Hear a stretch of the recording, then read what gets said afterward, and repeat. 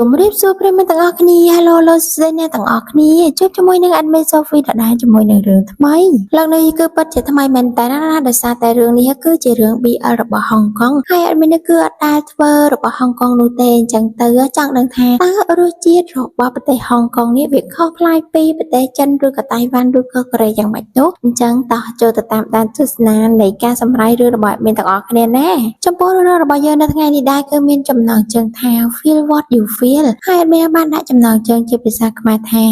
កាន់តែចូលស្និទ្ធចិត្តកាន់តែចង់ស្នេហ៍សាច់រឿងរបស់យើងគឺចាប់ផ្ដើមឡើងនៅក្នុងសាលារៀនមួយកន្លែងដែលស្ថិតនៅក្នុងឆ្នាំ2000យើងក៏បានឃើញថាបរិះពាក់អាវពណ៌ទឹកក្រូចនេះគឺជាកូនប្រុសរបស់យើងនឹងឯងហើយក្នុងថ្ងៃនេះគឺជាថ្ងៃដំបូងដែលគេចូលមករៀននៅក្នុងសាលានេះណាប៉ារបស់គេបានជូនមកប៉ុន្តែកូនប្រុសរបស់យើងនិយាយថាគឺជាលើមបឺមខ្លាំងមែនតើណាក៏ដោយសារតែគេគឺសប្បាយចិត្តខ្លាំងមែនតើក៏ព្រោះតែសាលានេះគឺជាសាលាដែលគេបងចង់មករៀនហើយនៅពេលដែលឃើញមនុស្សច្រើនបែបនេះគឺគេពិតជាសប្បាយរីករាយណាស់ព្រោះថាកូនប្រុសរបស់យើងគឺចរិតរបស់គេប្រហែលជា extrovert ហើយគឺគេចូលចិត្តនិយាយច្រើនរួសរាយរាក់ទាក់ប៉ុន្តែបែរជាចំជាមួយនឹងកូនស្រីរបស់យើងដែលម្នាក់នេះគឺជាកូនស្រីនឹងឯងដែលគេគឺដូចជា introvert អញ្ចឹងអត់ចេះនិយាយស្ដីហើយមុខវិញក៏អត់សូវចេះញញឹមដែរហើយចំពោះសាលានេះសិស្សទាំងអស់ដែលមករៀនគឺតម្រូវឲ្យនៅក្នុងសាលារៀនតែម្ដងដូចជាកូនប្រុសនិងកូនស្រីនឹងឯងហើយចំពោះការជួបគ្នាដំបូងរបស់អ្នកទាំងពីរគឺកូនប្រុសនឹងឯងបែរជាយកបាល់ទាត់ប៉ះទៅចាំកូនស្រី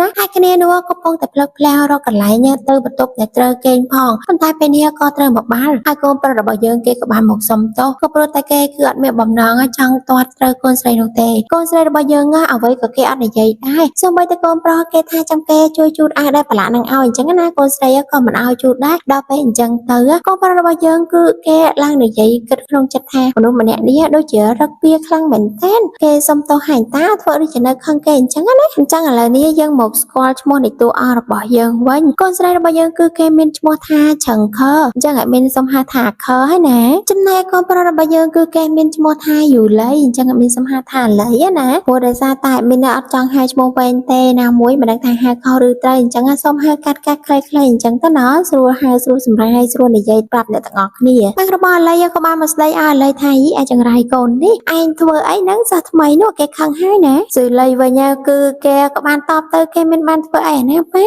អញ្ចឹងហើយពេលនេះតម្រូវឲ្យអាលីរបស់យើងនេះគេទៅរកបន្ទប់ស្នាក់នៅដែលបន្ទប់របស់គេគឺលេខ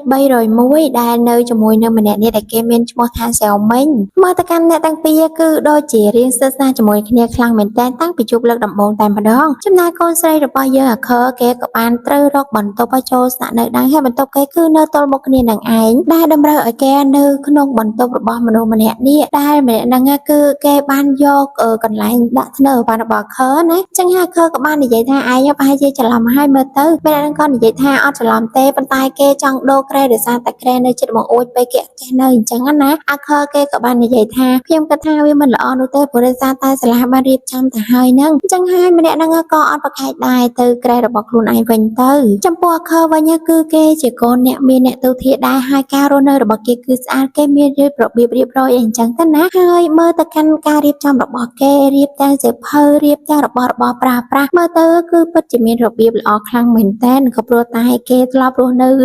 កន្លែងល្អផ្ទះគេមានលុយធូរធារអីចឹងទៅណាហើយក៏ភ្លេចប្រាប់តែអ្នកទាំងអស់គ្នាសាលារៀននេះគឺជាសាលារៀនច្បាប់អញ្ចឹងអ្នកទាំងអស់គ្នាពេលនេះទាំងកូនប្រុសទាំងកូនស្រីរបស់យើងគឺគេមករៀនខាងច្បាប់អញ្ចឹងណាចំពោះកូនស្រីគឺចាប់បន្ទប់ត្រូវមែនតើដោយសារតែម្នាក់ដែលនៅជាមួយនឹងកូនស្រីហ្នឹងក៏អត់សូវចេះនិយាយស្ដីអីប្រហែលដែរមិនដូចជាកូនប្រុសនោះទេគ្នាគេ3 4 5នាក់នោះនិយាយថាទៅដល់ទីណាក៏លោឡានៅទីហ្នឹងដែរព្រោះដោយសារតែចរិតគេសត្វតែ introvert ទាំងអស់គឺចូលចិត្តនិយាយលឺស្បាយរីករាយសម្បីតែអង្គុយញ៉ាំបាយក៏មើលទៅថាសប្បាយដែរណាមិនដូចជាកូនស្រីយើងទេគឺអង្គុយឡើងស្ងប់ស្ងាត់ពីរនាក់មិត្តភក្តិមិត្តរួមបន្ទប់របស់គេថ្មីនេះកាលមកដល់ព្រឹកស្អែកឡើងក៏ឃើញថាអាខើហើយនឹងមិត្តភក្តិរបស់គេមកលេងបាល់តែពីរនាក់ឡើងស្ងាត់តែម្ដងចំណែកឯកូនប្រុសវិញក្រុមរបស់គេដើរមកគឺនិយាយប្លែកគ្នាឡើងពេញហ្នឹងនៅពេលនឹងដែរក៏ស្រាប់តែឃើញថាសៀវមិញគឺលងជាមួយនឹងសម្រស់រ របស់មនុស្សស្រីម្នាក់និយាយថាស្អាតខ្លាំងមែនតើហើយតាមពិតទៅម្នាក់ហ្នឹងគឺជាបងស្រីរបស់អាលីនឹងឯងគេរៀបចង់ទៅសុំលេខទូរស័ព្ទប៉ុន្តែអាលីក៏និយាយថាឈ្មោះតេនេះគឺជាបងស្រីរបស់ខ្ញុំណាចង់ញ៉ាយគាត់យ៉ាងម៉េចចំណែកឯបងស្រីរបស់អាលីគឺ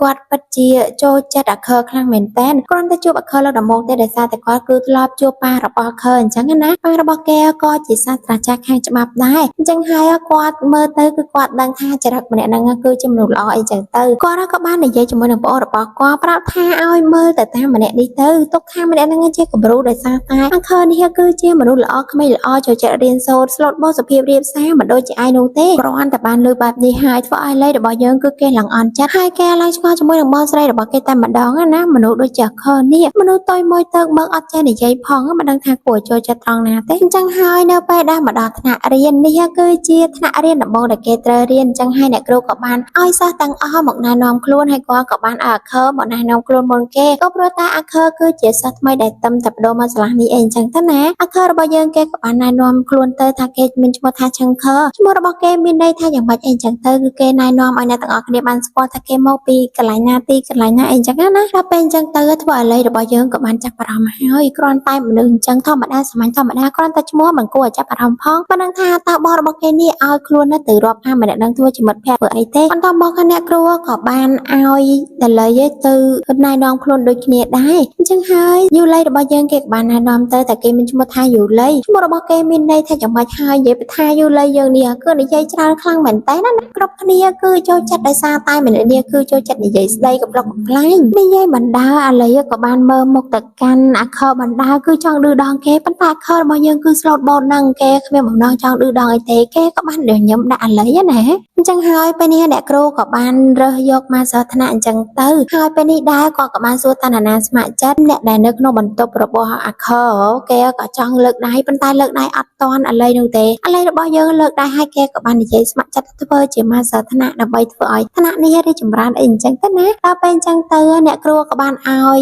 យអាលីធ្វើជាប្រធានថ្នាក់តែម្ដងទៅធ្វើឲ្យម្នាក់នោះគេឡើងអន់ចិត្តតែម្ដងការមកដល់យប់ឡើងពេលនេះក៏ឃើញថាអាលីកំពុងតែងូតទឹកនៅក្នុងបន្ទប់ទឹកនេះមិត្តភក្តិរបស់គេស្រែកហៅឲ្យងូតឲ្យលឿនមកអានឹងលេងជាមួយគ្នាណាហើយអាលីរបស់យើងគេក៏បានងូតទឹកបណ្ដាជួលខ្លួនបណ្ដាហើយក៏និយាយរអ៊ូម្នាក់ឯងបណ្ដាទៀតផងគឺរអ៊ូពីម្នាក់ដែលឈ្មោះថាឆឹងខើនឹងឯងប៉ុន្តែថាជាល្អអីទេគេអត់ល្អទេប៉ុន្តែគឺនៅកន្លែងណាក៏នឹកឃើញដល់ខើដែរអញ្ចឹងហើយគេក៏បាននិយាយបណ្ដារអ៊ូបណ្ដាហើយពេលហ្នឹងក៏បានច្រៀងទៀតផងហើយពេលហ្នឹងដែរក៏ចំតែអាខើរបស់យើងគេនៅកន្លែងមួយទឹកនឹងដែរគ្រាន់តែឃើញអាខើភ្លាមទៅបើកូនប្រុសរបស់យើងនេះគឺគេឡើងសប្រែគឺគេឡើងភ្ញាក់ផ្អើលព្រោះដោយសារតែប្រហែលជាមុននេះមិញអាខើរបស់យើងបានឃើញទាំងអស់ហើយមើលទៅហើយណាមកឥឡូវនេះគឺគ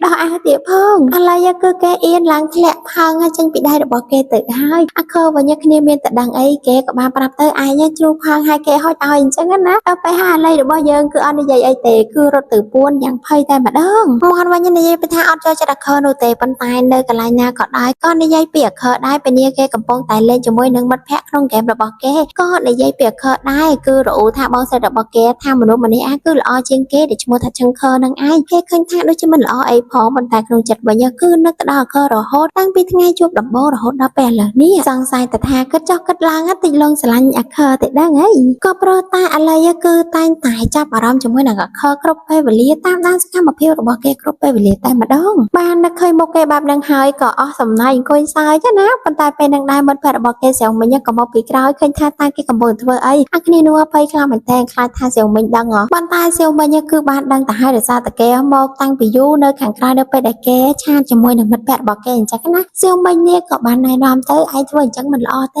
េក្នុងនាមជាប្រធានថ្នាក់ហេតុអីបានជាមកនិយាយដើមសិស្សនៅក្នុងថ្នាក់រៀនជាមិត្តភក្តិជាមួយនឹងគ្នាអញ្ចឹងបើគេខុសទោះអីមិនល្អត្រង់ណាគួរតែនិយាយណែនាំគេទៅណាមួយលបងស្រីមិញបានឃើញថាកូនប្រុសរបស់យើងនេះគឺលែងឆានជាមួយនឹងមនុស្សស្រីហើយនិយាយដើមមិត្តភក្តិខ្លួនឯងគឺអត់សូវល្អនោះទេកូនប្រុសគេក៏និយាយថាគឺមិនអញ្ចឹងនោះទេចាំគេបកស្រាយសិនប៉ុន្តែពេលនេះគឺគេរត់គេសិនហើយព្រោះដោយសារតែមិនដឹងថាបកស្រាយថាម៉េចនោះទេអធិស្ឋានដល់ទាំងអស់គ្នាផងដោយសារតែវគ្គនេះប្រហែលជាមាននិយាយអត់សូវច្បាស់ទេរៀងតាក់មាត់ច្រើនដោយសារតែមាននៅតែទៅបដូរប្រេងអញ្ចឹងណាហើយគឺរឹបតាំងខ្លាំងមែនតើនិយាយទៅគឺកន្លោះមាត់អត់សូវតាន់ទេអញ្ចឹងបើសិនជានិយាយខ្លះច្បាស់មិនច្បាស់ខ្លះអ្នកទាំងអស់គ្នាទ្រាំស្ដាប់សិនណាតែសត្វតែមានគឺអត់បានសម្រាប់ពី3ថ្ងៃទៅហើយគឺថាវារៀងស៊ ស្រួលមន់តិចស្រួលនិយាយណាតែក៏គិតថាវាយូរពេកខាងទាំងអស់គ្នារងចាំយូរអញ្ចឹងក៏មកសម្រេចឲ្យមើលតែម្ដងទៅតាមមកដល់ព្រឹកស្អែកឡើងថ្ងៃនេះគឺនៅសាលាមានកម្មវិធីតាំងពីពោស្នាដៃរបស់សិស្សគ្រប់គ្នាគឺរវល់ខ្លាំងមែនតែប៉ុន្តែកូនប្រុសរបស់យើងនេះគឺអត់មានខ្វល់ខ្វាយស្អីនោះទេអ្វីដែលគេខ្វល់បំផុតគឺគេកំពុងតែចាំផ្លូវមិត្តភក្តិដែលគេណាត់ជួបយប់មិញដែលគេគិតថាជាមនុស្សស្រីនេះគឺមិត្តភក្តិអនឡាញគេនឹងឯងហើយមានអ្នកណាម្នាក់នឹងមិនមែនជាមនុស្សស្រីទេម្នាក់នឹងគឺជាមនុស្សប្រុសប៉ុន្តែគឺជាកូនស្រីរបស់យើងតួបឋមរបស់យើងនឹងឯងគឺជាតួកូនរងកូនស្រីរងណាគឺប្រហែលជាតួជាមួយនឹងអាប៉ៃសៀវមិញនឹងហើយនិយាយពីថាស្អាតមែនតើណារឿងនេះហើយចំពោះម្នាក់នេះមានឈ្មោះអីក៏មានអត់ទាន់ដឹងដែរដោយសារតែគេអត់ទាន់បានប្រាប់អញ្ចឹងឲ្យមានសុំហៅថាកូនស្រីរងសិនហើយណាចំណែកអាឡៃកូនប្រុសរបស់យើងវិញគឺបំណងរបស់គេចង់កិច្ចពីកូនស្រីអាខអើយច្រឡំប៉ុន្តែកិច្ចណាស់គឺជួបណាស់នឹងឯងដោយសារពេលនេះអាខបានឃើញអាឡៃគេក៏បានហៅសួរទៅថាតើអាឡៃកំពុងតែរកអីដោយសារតែអាឡៃគឺចូលចិត្តខាងកីឡាហើយនេះគឺជាស្តង់ដែលគេនិយាយពីកីឡាអញ្ចឹងណាហើយចំពោះកូនស្រីរងរបស់យើងគឺគេបានដឹងរឿងដែលអាឡៃគឺអត់ចូលចិត្តអាខដែលគេបាននិយាយដើមពីអាខប្រាប់នោះអីអញ្ចឹងទៅពេលនេះធ្វើឲ្យកូនស្រីរងរបស់យើងគឺតែងតែបង្អាប់អាឡៃនៅមុខអាខរហូតបើមើលទៅកានកូនស្រីអាខរបស់យើងគឺគេពិតជាស្លូតបោះស្លូតត្រង់ខ្លាំងមែនតើប៉ុន្តែបែរជាអាឡៃកូនប្រុសនេះមិនចូលចិត្តដោយសារតែគេចំណែនក៏ព្រោះតែគេឃើញថាអ្នកគ្រប់គ្នាគឺតែងតែលើកសរសើរពីកូនស្រីរបស់យើងអញ្ចឹងណាគឺគេពិតជាចំណែនជាមួយនឹងអាខខ្លាំងមែនតើអញ្ចឹងហើយបានជាធ្វើឲ្យអារម្មណ៍របស់គេគឺមិនសូវចូលចិត្តនោះឡើយជាពិសេសនោះគឺជាបងស្រីបង្កើតរបស់គេតែម្ដងគឺគាត់តែងតែលើកសរសើរអាខហើយក៏បានពឹងឲ្យអាខធ្វើអ្វីដែលគាត់ចង់ឲ្យធ្វើទៀតផងដូចជាពេលនេះអញ្ចឹងគឺគាត់ចង់អាខនិពន្ធបទភ្លេង piano ក៏ដោយសារតែគាត់បានដឹងថាអាខគឺជំនាញ piano គឺដល់ level 10 ឯណោះគឺជាមនុស្សពូកែណាគាត់តែងតែលើកសរសើររហូតហើយក៏បានអួតសរសើរពីអាខនៅមុខអាឡៃហើយក៏បង្អាប់ប្អូនប្រុសរបស់គាត់អញ្ចឹងទៅធ្វើឲ្យប្អូនប្រុសកំពូលកំហុយរបស់គាត់នេះគឺចំណែនជាមួយនឹងបងស្រីរបស់ខ្លួនឯងឡើងទៅតែម្ដងអញ្ចឹងហើយពេលនេះគេក៏មានគំនិតមួយដែលសារតែគេបានពិភាក្សាជាមួយនឹងកូនស្រីរងយើងនឹងឯងអញ្ចឹងហើយគឺគេមានគំនិតមួយគឺគេចង់ផ្ដល់គ្នាជាមួយនឹងកូនស្រីអាខតែម្ដងណាចង់ដឹងថាតើចាំមើលអ្នកណាប្រកែជាអ្នកណាការផ្ដល់របស់គេនោះគឺជាការផ្ដល់លេខបាល់ជាមួយនឹងគ្នាគឺក្រុមរបស់កូនប្រុសគឺនៅបន្ទប់301ហើយក្រុមកូនស្រីមានគ្នា4នាក់ដែរនៅក្នុងបន្ទប់312គឺផ្ដល់គ្នាលេខបាល់មួយក្រុមពីរក្រុមហ្នឹងគឺប្រកួតគ្នាអញ្ចឹងទៅណាបើសិនជាអ្នកណាឈ្នះនឹងមានលក្ខខណ្ឌផ្សេងទៀតដែលត្រូវឲ្យអ្នកចាញ់ធ្វើកូនស្រីរបស់យើងគេមិនដែលខ្លាចផងហ្នឹងបើចង់ភ្នាល់ក៏ភ្នាល់ទៅចាត់ទុកថានេះគឺជាការលេងលក្ខណៈជាមិត្តភក្តិទៅចោះគេមកដល់ព្រឹកស្អែកឡើងពេលនេះកូនស្រីរបស់យើងក៏បានយកទំនុកលេងដែលគេបាននិពន្ធយកមកឲ្យបងស្រីរបស់អាឡៃនៅពេលហ្នឹងដែរតើយើងដឹងថាបងស្រីនោះគឺគាត់មានមុខតួនាទីធំមែនទែននៅក្នុងសាលាហ្នឹងគាត់ជា president នៅក្នុងសាលានេះតែម្ដងហើយពេលនេះដែរគាត់ក៏បានអរគុណទៅកាន់កូនស្រីទៅក៏ចាំពេលដែរកូនប្រុសរបស់យើងមកឃើញទៀតហើយឃើញថាអ្នកទាំងពីរនិយាយសិក្សាគ្នាជាពិសេសគឺបងស្រីរបស់ខ្លួននៅពេលដែលអាខើហៅគាត់ថា president នោះគឺគាត់ប្រាប់ថាកុំឲ្យហៅអីហៅបងស្រីឬក៏ហៅសាច់បងធម្មតាទៅប៉ុន្តែដល់ពេលខ្លួនជាប្អូនណាបែរជាបងស្រីឲ្យត្រូវតែនិយាយសម្ដីត្រឹមត្រូវជាមួយនឹងគាត់ហៅ president អីអញ្ចឹងណាកុំហៅបងស្រីដល់ពេលអញ្ចឹងហើយធ្វើឲ្យកូនប្រុសរបស់យើងនេះគឺគេពិតជាចំណែនខ្លាំងមែនតើណាប៉ុន្តែចំពោះអាខើវិញគឺគេចូលចិត្តចរិតរបស់អាឡៃខ្លាំងមែនតើដោយសារតែអាឡៃនៅក្បែរបងស្រីរបស់គេគឺគេធ្វើជាចរិតលែកឡកចូលចិត្តលេងសើចច្រើនអញ្ចឹងទៅណាប៉ុន្តែចង្រៃអីតែកូនប្រុសរបស់យើងនឹងទេអត់ចូលចិត្តគេដោយសារតែចំណែនគេថាល្អជាងខ្លួននឹងឯងពីយ៉ាងវិញទៀតនៅពេលនេះបងស្រីក៏បានប្រាប់ទៅកាន់អាខើថាឲ្យគេនេះលេងស្រួលបួលជាមួយនឹងអាឡៃផងកុំឲ្យគេលេងតឹងរឹងពេកអាវត្ថុដែរអាឡៃប្អូនប្រុសរបស់គាត់ផងអីចឹងទៅធ្វើឲ្យអាឡៃគឺកាន់តែខឹងកាន់តែអន់ចិត្តគឺថាគេនឹងអន់ខ្លាំងណាស់ហើយបើទៅនោះបានជាប្រាប់អាខើលេងសិតតែបន្ធូរដែរឲ្យគេនោះកាន់មកដល់ព្រឹកស្អែកឡើងថ្ងៃនេះគឺជាថ្ងៃដែលពួកគេទាំងពីរក្រុមត្រូវប្រកួតគ្នាមុននឹងចូលដល់ការប្រកួតគឺអ្នកទាំងពីរក្រុមនេះកំពុងតែអួតឬដល់សមត្ថភាពទៅការគ្នាទៅវិញទៅមកអីចឹងទៅប៉ុន្តែលទ្ធផលយ៉ាងណាយើងអត់ទាន់ដឹងនោះទេអញ្ចឹងពេលនេះយើងក៏មកមើលការប្រកួតរបស់ទាំងពីរក្រុមនេះតែម្ដងការប្រកួតមួយវគ្គបានបញ្ចប់ទៅហើយប៉ុន្តែពេលនេះគឺនៅតែសូន្យស្មើគ្នាដដែលអត់ទាន់ដឹងថាតើអ្នកណាឈ្នះអ្នកណាចាញ់នោះទេនៅពេលដែលសម្រាប់ពេលនេះដែរអាឡៃគេក៏បានដឹកសម្ដីទៅកាន់បងស្រីរបស់គេនិយាយការប្រយុទ្ធមិញក៏ព្រោះតែគេគិតថាប្រហែលជាអាខើលេងបន្ធូរដែរឲ្យគេហើយបានជាតិលេងធ្វើជាហីដូចជាប្រឹងប្រែងសោះណាព្រោះគេគឺពិតជាខឹងខ្លាំងមែនតែពេលនេះគេក៏បានទៅនិយាយជាមួយនឹងអាខើទ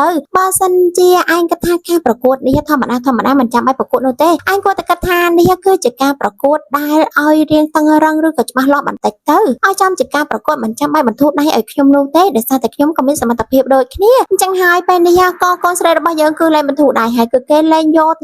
តែម្ដងណាកូនស្រីគឺប្រកែកគ្រប់យ៉ាងអាខើគឺប្រកែកគ្រប់យ៉ាងមិនថាទាំងការរៀនសូត្រទាំងការនិយាយស្ដីសុភាពរាបសារសូម្បីតែល្បែងលេងកីឡានេះក៏គេប្រកែកដែរអញ្ចឹងហើយធ្វើឲ្យពេលនេះក្រុមរបស់គេក៏ទទួលបានជ័យជំនះគឺបានបន្ទុក1-0ណាប៉ុន្តែក៏មិនទាន់ចាត់ទុកថាក្រុមគេឈ្នះដែរដោយសារតែអត់ទាន់ដល់មកអត់ទាន់ដល់នាទីនោះទេប៉ុន្តែក៏ពេលនេះធ្វើឲ្យកូនប្រុសរបស់យើងគឺមានគ្រោះថ្នាក់ក៏ព្រោះតែម្នាក់ដែរនៅបន្ទប់ជាមួយនឹងកូនស្រីគឺគេគុំគួនជាមួយនឹងកូនប្រុសគេក៏បានតាក់ជើងដែលធ្វើឲ្យពេលនេះកូនប្រុសរបស់យើងគឺមានរបួសខ្លាំងមែនតើងើបអត់ចោលរួចនោះឡើយក្រុមមិត្តភ័ក្តិរបស់អាលីគឺខឹងខ្លាំងមែនតើជាពិសេសគឺស្រោមិញអាចចង្រៃឯងធ្វើអីហ្នឹងឯងមានបំណងមែនទេប៉ុន្តែគ្រប់គ្នាក៏ខាត់ក៏មិនចង់ឲ្យមានបញ្ហាដែរដោយសារតែពេលនេះគឺគេបារម្ភពីអាលីច្រើនជាងជាពិសេសនោះគឺកូនស្រីរបស់យើងអាខើពេលនេះគឺបារម្ភពីអាលីខ្លាំងមែនតើគេក៏បានជួយណាចំណែកអាលីវិញគេក៏បានរុញចេញទៅថាទុកឲ្យគេនៅតែម្នាក់ឯងគេមិនចង់បានជំនួយពីអាខើនោះទេតែគ្មានទេដោយសារតែពេលនេះគឺឈឺខ្លាំងតែហើយចង់ប្រកែកយ៉ាងម៉េចទៅអាខើគឺពិតជាព្រួយបារម្ភណា